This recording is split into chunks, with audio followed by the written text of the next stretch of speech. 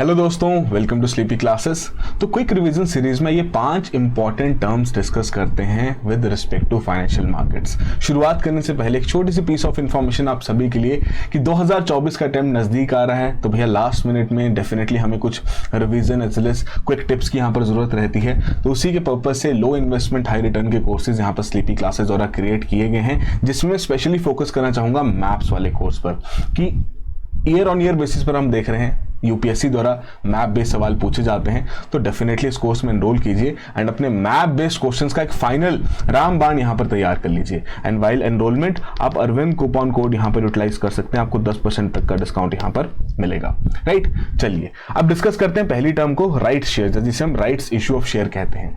देखिए, कोई भी एक कंपनी है, मान लेते हैं एबीसी कंपनी है, उन्हें ग्रो करना, एक्सपैंड करना है, तो उन्हें किस चीज की जरूरत पड़ेगी? कैपिटल की जरूरत पड़ेगी, जाहिर सी बात है। तो सबसे पहली बार जब ऐसी कोई कंपनी अपने शेयर्स मार्केट में ऑफर करती है, हम उसे कहते हैं आईपीओ, इनिशियल पब्लिक ऑफरिंग यहां पर हुआ है, जिसके माध्यम से उन्होंने मार्केट से या पब्लिक से यहां पर पैसा उठाया है। राइट, अब ऐसा तो नहीं कि एक्सपेंशन प्लान्स फिर रुक जाएंगे, हो सकता है थोड़े समय बाद दोबारा उन्हें यहां पर पैसों की जरूरत पड़े, तो उस समय पे दोबारा से यहां पर शेयर्स ऑफर करेंगे पब्लिक को। राइट, जिसे हम कहते हैं फर्दर पब्लिक ऑफर भी। उसके अलावा एक और ऑप्शन यहां पर अवेलेबल है, वो कौन सी ऑप्शन अवेलेबल है? राइट्स इश्यू ऑफ शेयर्स की। कि यहां पर एबीसी कंपनी क्या बोल रही है कि जितने भी उनके एग्जिस्टिंग शेयर होल्डर्स हैं, उनको पहला एक राइट दिया जा रहा है कि देखिए, हम नए शेयर्स यहां पर इशू करके नया कैपिटल रेस करना चाहते हैं। तो सिंस आप हमारे एक लॉयल इन्वेस्टर्स हैं, यहां पर बहुत समय से हमारे साथ यहां पर जुड़े हुए हैं, तो हम आपको पहला हक देते हैं कि आप इन नए शेयर्स को डिस्काउंट पर खरीद लीजिए। अब वो हक कैसे दिया जाएगा? समझ लो एक तरीके से एबीसी कंपनी ने एग्जिस्टिंग शेयर होल्डर्स को कूपन दे दिया, 10% का कूपन दे दिया। राइट, ये 10% का जो कूपन है, अब ये एग्जिस्टिंग शेयर होल्डर के ऊपर डिपेंड करता है इसे कैसे यूज करना है। या तो वो नए शेयर्स खरीदने के लिए इन 10% के कूपन को यूज कर लेगा। एग्जांपल के तौर पे बताया जा रहा है कि 10% का कूपन मान लो, है ना, कि या तो इस कूपन को यूज कर ले, या फिर हो सकता है वो इसी कूपन को आगे जाके बेच दे, तो वो भी यहां पर बिल्कुल अलाउड है। या फिर उनके पास ऑप्शन है कि वो कुछ भी यहां पर ना करें, जितने शेयर्स उनके पास अवेलेबल है उसी में वो यहां पर खुश हैं। राइट, तो बेसिकली इसे हम कहते हैं राइट शेयर्स की। जब भी कंपनी द्वारा एडिशनल कैपिटल रेस किया जाता है, तो उस केस में सबसे पहले वो एग्जिस्टिंग शेयर होल्डर्स को एक इनविटेशन देते हैं कि आइए इन नए शेयर्स को आप खरीद सकते हैं एट अ डिस्काउंट, जिस केस में लॉयल जो इन्वेस्टर्स उनको यहां पर रिवॉर्ड करने की कोशिश की जाती है। राइट, तो अब ये कितने एग्जिस्टिंग शेयर होल्डर्स को शेयर्स ऑफर किए जाएंगे? Based on their current holdings, जितनी उनकी करंट ओनरशिप रहेगी उसी के परसेंटेज बेसिस पर जितने नए शेयर्स ऑफर किए जा रहे हैं, उसी का ही प्रोपोर्शनेटली उन्हें ये शेयर्स यहां पर ऑफर किए जाते हैं। इन्हें हम कहते हैं राइट शेयर्स। राइट, तो उसी की आपकी जो किस तरीके की फंक्शनिंग यहां पर रहती है वो आपको बताया गया। कंपनी द्वारा यहां पर एक अपॉर्चुनिटी क्रिएट की जाती है, एक राइट्स इशू यहां पर क्रिएट किया जाता है।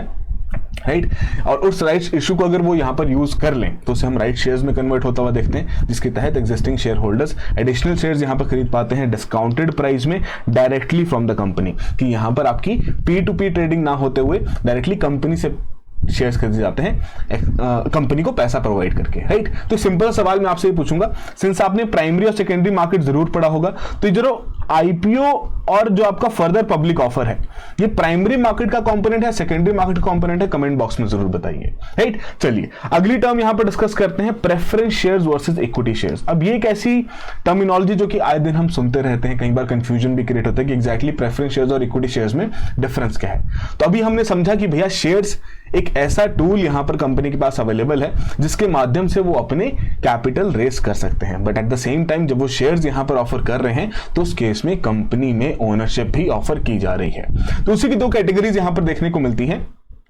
Equity shares and preference shares. अब आपने शार्क टैंक तो जरूर देखा होगा, राइट, कि शार्क टैंक में वहां पर सामने 4-5 इन्वेस्टर्स बैठे होते हैं, एंटरप्रेन्योर आता है, अपनी पिच देता है, बताता है कि भैया मैंने कंपनी में ये किया, ये मेरी सेल्स है, इतना रेवेन्यू जनरेट हुआ है, इतना प्रॉफिटेबल है, इतना नहीं है, वो सारी चीजें उनके द्वारा समझाई जाती हैं। फिर उस समय पे शार्क्स वहां पर ऑफर देते हैं कि चलो हम आपको इतना पैसा यहाँ पे प्रोवाइड करेंगे, बदले में इतना हमें शेयर होल्डिंग चाहिए। राइट, तो उस समय पर भी इन्वेस्टर्स द्वारा प्रेफरेंस शेयर्स की डिमांड की जाती है। अब प्रेफरेंस शेयर्स बेसिकली क्या कहते हैं? प्रेफरेंस शेयर्स बेसिकली थोड़ा रिस्क को अवॉइड करने के लिए एक टूल यहां पर निकाला गया है कि नॉर्मल जो इक्विटी शेयर्स है वो एक तरीके का आपका ओनरशिप सिक्योरिटी क्रिएट करता है। राइट, प्रेफरेंस शेयर्स के केस में हम क्या कहते हैं कि यहां पर डेफिनेटली आपकी ओनरशिप सिक्योरिटी तो क्रिएट की ही जा रही है, बट यहां जब कंपनी प्रॉफिट कमाएगी तो उस केस में जो डिविडेंड्स बटेंगे बिटवीन द शेयर होल्डर्स, तो उस केस में प्रेफरेंस शेयर्स वालों को, अब सिंस नाम में ही प्रेफरेंस आ गया, तो सबसे पहले डिविडेंड इन्हें यहां पर मिलेगा। ठीक है, सबसे पहले डिविडेंड इन्हें यहां पर मिलेगा एंड मोर और लेस काफी हद तक हम यही देखते हैं कि ये फिक्स्ड डिविडेंड की यहां पर डिमांड करते हैं कि भैया हमें इतना डिविडेंड तो चाहिए ही चाहिए। वहीं अगर हम बात करें इक्विटी शेयर्स के बारे में तो भैया डिविडेंड उतना ही उन्हें यहां पर मिलता है जितना कंपनी प्रॉफिट कमाती है, इन प्रोपोर्शनेट जितनी उनकी ओनरशिप वहां पर रहेगी उतने उन्हें डिविडेंड यहां पर मिलता है। डिविडेंड माने कि भैया कंपनी के प्रॉफिट में से हिस्सा जो शेयर होल्डर को यहां पर मिल रहा है। फिर एक और इंपॉर्टेंट पॉइंट है इनका जो कि आपस में डिफरेंशिएट करते हैं कि जाहिर सी बात है अगर कोई कंपनी में ओनरशिप ले रहा है तो उसके पास वोटिंग राइट्स भी आएंगे। तो इक्विटी शेयर्स के केस में तो वोटिंग राइट्स शेयर होल्डर को मिल जाते हैं, बट प्रेफरेंस शेयर्स के केस में यहां पर वोटिंग राइट्स नहीं देखने को मिलते, या हो सकता है ये भी पॉसिबिलिटी है, ऐसा नहीं है कि बिल्कुल ही यहां पर नहीं रहेंगे। अगर इन्वेस्टर वहां पर डिमांड करे कि भैया मुझे प्रेफरेंस शेयर्स भी चाहिए और वोटिंग राइट्स भी चाहिए, तो ये कंपनी की कॉल है, कंपनी उनको वो प्रोवाइड करना चाहती है कि नहीं करना चाहती है, राइट। डिविडेंड पे आउट्स का हमने बात कर ली कि सबसे पहले जब डिविडेंड बटेगा तो सबसे पहले प्रेफरेंस शेयर होल्डर को यहां पर दी जाएगा। नाम में ही प्रेफरेंस आगे तो भैया पहली प्रेफरेंस इन्हीं को यहां पर दी जाएगी। Rate of dividend equity shares के केस में फिक्स नहीं है, प्रेफरेंस शेयर्स के केस में आपका फिक्स रखा जाता है। बोनस शेयर्स के केस में अगर हम बात करें जो आपके इक्विटी शेयर होल्डर्स हैं रिसीव करते हैं bonus shares in proportionate to their existing holdings की जितनी उनकी ओनरशिप है उतना उनको यहां पर बोनस शेयर्स भी यहां पर मिलेंगे। अदरवाइज जो प्रेफरेंस शेयर्स हैं उस केस में कहा जाता है कि जो बोनस शेयर्स यहां पर अलॉट किए जाते हैं Until unless वो स्पेसिफाइड ना हो तब तक उनको नहीं दिए जाते। अगेन ये जितने भी टर्म्स एंड कंडीशन है प्रेफरेंस शेयर्स की ये ऑल्टर की जा सकती हैं before such kind of an investment, right. फिर आती बात यहां पर रिडेम्पशन की, क्या ऐसे शेयर्स को रिडेम्पशन किया जा सकता है। अब इक्विटी शेयर्स के केस में रिडेम्पशन नहीं है, रिडेम्पशन और बायबैक के बीच में एक इंपॉर्टेंट डिफरेंस है। एक और इंपॉर्टेंट टर्म यहां पर समझ लो, बायबैक के केस में क्या होता है कि कंपनी जो शेयर्स मार्केट में ऑलरेडी ऑफर कर चुकी है उन्हें वापस से खरीद लेती है ना। वो चाहते हैं कि भैया हमने शायद थोड़ी ज्यादा ओनरशिप डाइल्यूट कर दी है, क्यों ना इसे यहां पर वापस ले लिया जाए, है ना, और उसके बदले में जो भी इन्वेस्टर्स उनको वहां पर पैसा ऑफर करती है, राइट। इसे हम कहते हैं बायबैक। रिडेम्पशन क्या होता है कि पहले से मेंशन्ड है कि आफ्टर अ व्हाइल ये पर्टिकुलर शेयर्स इस प्राइस पर खरीद लिए जाएंगे वापस, है ना, during the issuance of those shares. ये पहले से ही मेंशन कर दिया जाता है रिडेम्पशन में कि after a while company in shares को वापस खरीद लेगी। तो इक्विटी शेयर्स के केस में रिडेम्पशन नहीं देखने को मिलती, प्रेफरेंस शेयर्स के केस में बिल्कुल यहां पर रिडेम्पशंस देखी जा सकती हैं कि जब आपके प्रेफरेंस शेयर जैसे इन्वेस्टर्स को दिए जाते हैं उनके कैपिटल के लिए, उनके इन्वेस्टमेंट के लिए, तो कहा जाता है कि भैया आफ्टर अ व्हाइल आपको ये शेयर्स वापस भी करने पड़ेंगे कंपनी को, जिसके लिए पहले से ही प्राइस और टाइम और डेट पहले से डिसाइडेड यहां पर रहता है। कन्वर्टिबिलिटी के बारे में बात करें तो आपके जो इक्विटी शेयर्स रहते हैं वो इजीली कन्वर्टेड नहीं रहते कि आप उसको किसी और फॉर्म में कन्वर्ट करा सकें, बट हाँ जो आपके प्रेफरेंस शेयर्स हैं उनको डेफिनेटली हम इक्विटी शेयर्स में यहां पर कन्वर्ट कर सकते हैं अगर वहां पर इन्वेस्टर और कंपनी दोनों एक तरीके से राजी हो जाएं, तो क्यों यहां पर कोई दिक्कत वाली बात है, राइट। तो एक बेसिक सा डिफरेंस यहां पर प्रेफरेंस शेयर्स और इक्विटी शेयर्स के बीच में, right. Again I will repeat, preference shares के केस में जो वोटिंग राइट्स वाला पॉइंट है अगर इन्वेस्टर चाहे तो उसे ऐड करवा सकता है ना, अपनी जिद यहां पर ले आए तो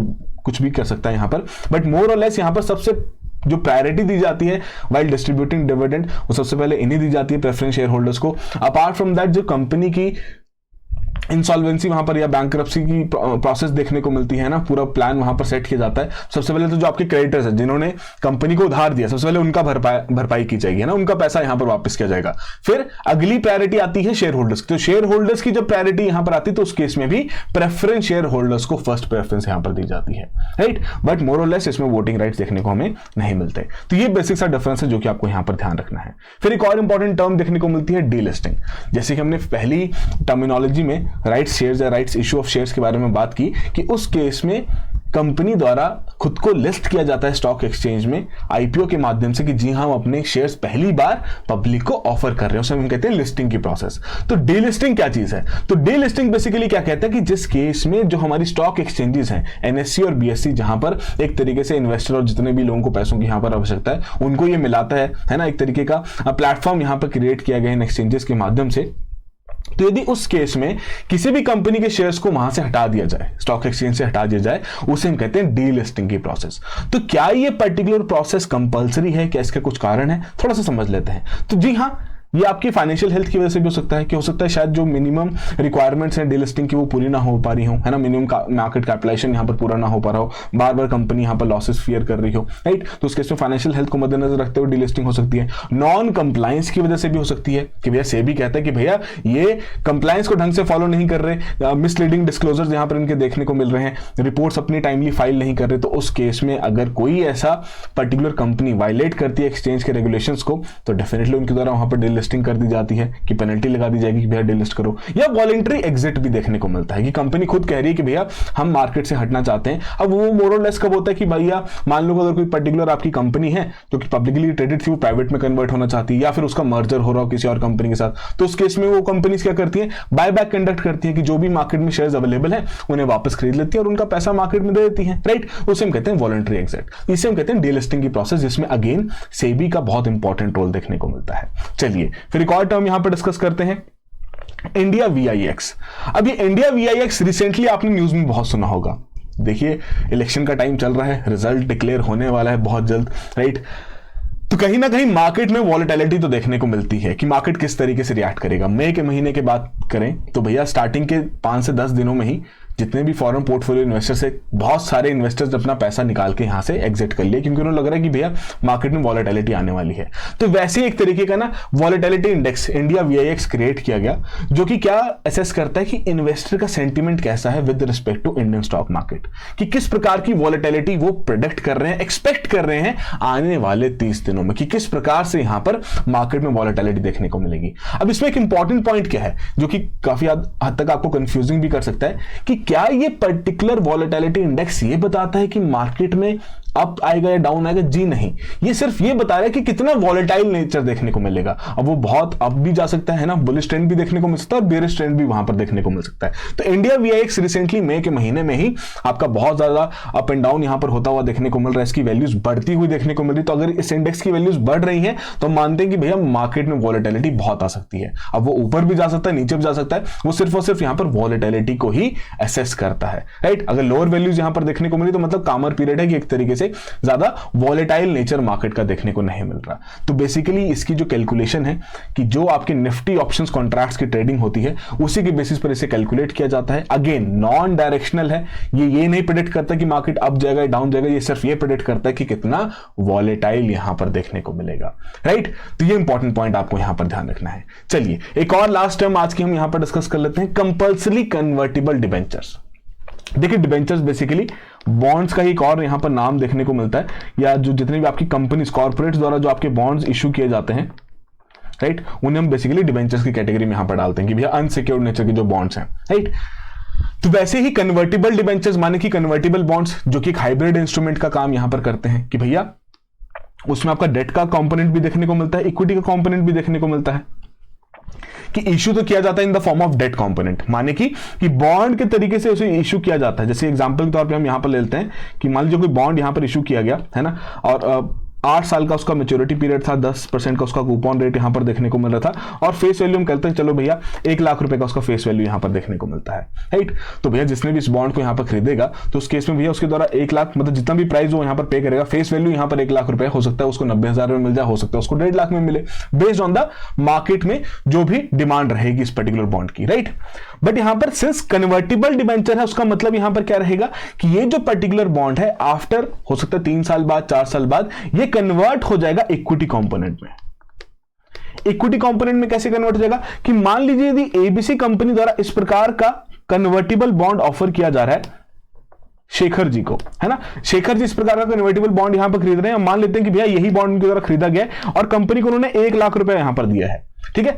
अब इस बॉन्ड के केस में हो सकता है कि भैया 3 साल तक शेखर जी को एनुअल कूपन पेमेंट्स यहां पर रिसीव हो रही हैं, चलो अच्छी बात है। 4th ईयर में क्या हुआ, कंपनी ने बोला कि हम भैया इस बॉन्ड को कन्वर्ट कर रहे हैं इक्विटी में। अब माने क्या हुआगा कि भैया जो 1 लाख रुपए यहां पर शेखर जी ने दिया था, तो इस कन्वर्टिबल बॉन्ड की pre decided terms and condition के बेसिस पर जो भी डिसाइड हुआ होगा कि चलो 1 लाख के बजाय हम शेखर जी को यहां पर इस कंपनी के 10,000 शेयर यहां पर अलॉट कर देंगे या फिर 2% की इक्विटी यहां पर दे देंगे, जो भी यहां पर पहले से डिसाइडेड होगा। तो क्या हुआ कि ये पर्टिकुलर जो इंस्ट्रूमेंट था, जो फाइनेंशियल इंस्ट्रूमेंट था, जो कि पहले डेट कैटेगरी का देखने को मिल रहा था, डेट फाइनेंसिंग का टूल देखने को मिल रहा था, इन the form of bond issue किया गया था, इन बिटवीन द मैच्योरिटी या मैच्योरिटी से पहले ही ये इक्विटी में कन्वर्ट हो गया। अब इस केस में क्या है कि एबीसी कंपनी को जो 1 लाख रुपए है ये वापस नहीं करना पड़ेगा, क्यों? क्योंकि उसके बजाय इन्होंने यहां पर शेखर जी को शेयर्स यहां पर इशू कर दिए, तो इन्हें कहते हैं कन्वर्टिबल डिबेंचर्स। फिर आती बात compulsory convertible debentures. Compulsory convertible debentures क्या रहेंगे, जिनमें पहले से ही डिसाइडेड होगा कि ये पर्टिकुलर बॉन्ड इक्विटी में चेंज होना ही होना है, पहले से ही डिसाइडेड होगा कि इस टाइम पीरियड में चेंज होगा। फिर मार्केट में चाहे उस कंपनी की वैल्यू गिर रही हो तब भी शेखर जी को वो शेयर्स यहां पर मिलेंगे ही मिलेंगे। अब वो किस्मत शेखर जी की कि उनको यहां पर शेयर्स मिलते हैं या नहीं मिलते हैं, राइट। उसके अलावा कंटिंजेंट कन्वर्टिबल डिबेंचर्स भी होते हैं जिनमें कुछ कंडीशंस मेंशन होती है कि भैया अगर ये 4-5 इंडिकेटर्स मेंशन होते हैं कि अच्छा इस इंडिकेटर पे अगर हिट होगी तो भैया बॉन्ड आपका इक्विटी में चेंज हो जाएगा। तो रिसेंटली ये भी न्यूज में देखने को मिल रहा था कंपल्सरी कन्वर्टिबल डिबेंचर्स, तो लगा भैया इसको भी यहां पर डिस्कस कर लेते हैं। तो उसी की डिटेल्स आपको यहां पर भी प्रोवाइड की गई है कि एक तरीके से कन्वर्टिबल बॉन्ड्स की तरीके से काम करते हैं, बट इस केस में पहले से डिसाइडेड रहता है कि इस पर्टिकुलर डेट पर या अपॉन सर्टेन इवेंट्स ये पर्टिकुलर बॉन्ड आपका इस तरीके से कन्वर्ट हो जाएगा, राइट। अब इस केस में कंपनीज को क्या फायदा मिल रहा है कि भैया उन्होंने पैसे तो ले लिया डेट के कंपोनेंट के हिसाब से, बट उसकी भरपाई ना करते हुए उन्हें सिर्फ और सिर्फ कंपनी के शेयर्स जो हैं उस इन्वेस्टर को, जो बॉन्ड होल्डर है, उसको यहां पर ऑफर करने हैं, राइट। चलिए, तो ये बेसिक सी टर्म्स थी, 5 इंपॉर्टेंट टर्म्स थी जो कि रिसेंटली देखने को मिल रही थी। तो आई होप पांचों की पांचों टर्म्स आपको यहां पर समझ में आ गई हो। फिर भी यदि आपका कोई डाउट रहे तो कमेंट बॉक्स में आप मेंशन कर सकते हैं। एक और सवाल आपसे जाते आते मैं यही पूछूंगा कि कन्वर्टिबल बॉन्ड्स के केस में कहीं ना कहीं हम ये भी कहते हैं कि भैया जो रिस्क फैक्टर है वो थोड़ा कम भी देखने को मिलता है क्योंकि इक्विटी में आपका ये चेंज हो जाता है, और इससे रिलेटेड सवाल भी वहां पर पूछा गया था। तो रिसेंटली ऐसी कौन सी कंपनी है जिसके केस में कंपटीशन कमीशन ऑफ इंडिया ने अलाउ किया कि आईएफसी, जो कि वर्ल्ड बैंक का आपका एक पर्टिकुलर आर्म है, राइट, कि उनके द्वारा इस कंपनी के कन्वर्टिबल ये जो डिबेंचर्स है, कंपल्सरी कन्वर्टिबल डिबेंचर्स हैं, खरीदे जा सकते हैं। तो कौन सी Indian company, recently current affairs में भी हमने इसके बारे में पढ़ा था, right. Apart from that economy का जो रैपिड रिवीजन अभी भी आपके लिए अवेलेबल है, रिकॉर्डेड सेशंस यहाँ पर अवेलेबल है, जाके चेकआउट कर सकते हैं आप इस पर्टिकुलर कोर्स को भी। और यदि आप चाहते हैं आपके कुछ डाउट्स रहते हैं विद रिस्पेक्ट टू इकोनॉमी तो आप कभी भी हमें भी अप्रोच कर सकते हैं, राइट। चलिए, तो आई होप पूरी कहानी यहाँ पर समझ में आ गई हो इन 5 टर्म्स की। So that will be all the very best, have a good preparation.